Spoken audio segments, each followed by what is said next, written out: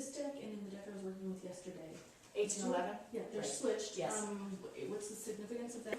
You seem to be talking like you do like them switched. Yes. I switched them in all the decks. I don't mind that, you know, Justice is 8 and the Strength is 11 in a lot of the decks. I'll tell you a bit, let me tell you where that comes from. So before Arthur Edward Waite did his thing in 1910, Justice was always card 8 instead of card 11. And Strength was card 11, not card 8. And for a number of reasons, we decided to swap them. So now, when we look at the more modern decks, in most of these decks you'll see Strength as 8. If you're looking at the journey of the hero, you could argue that either position for those cards is just perfectly fine. Looking at them visually to see patterns that help you understand the cards, I prefer to have them in the arrangement with Justice in the middle of the deck, because visually that makes more sense. It helps you kind of tie the meaning of the cards to the other cards a little easier, and that's just the easiest way to teach them. Also, I think it makes more sense. Justice is card 11. Okay, card 11 is the middle of the deck, right? It's halfway, and Justice is all about balance, right? And so having scales as that one position makes a lot of sense to me, just energetically. So that's one thing that Arthur Edward Waite was looking at.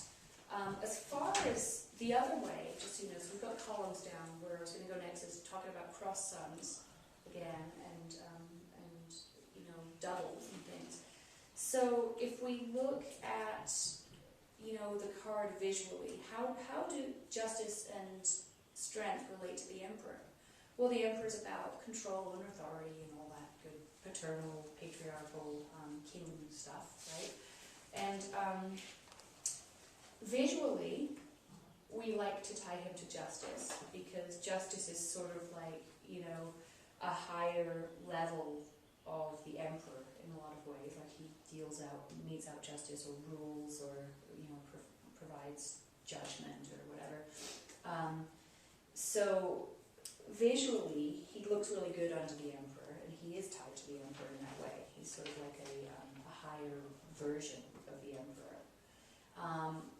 But if you're just adding up numbers and not looking at the visual, we can see that 2 Emperors, like an Emperor doubled energy, would totally be 8, which would be Strength. You know, because there's a tie in there too. Like, are you a dictatorial, authoritarian ruler, or are you a true leader? So, like, are you sort of an immature authority, or is that doubled and you become like a mature authority, which might have something to do with Strength then? So it's like we don't need to tie Strength to them visually, but I like to tie Strength in that way too. But that makes sense numerically, so that's more of a conceptual thing. You don't need it right there underneath him. Strength also has a ton to do with the Magician and the Devil, I think way more than Justice does.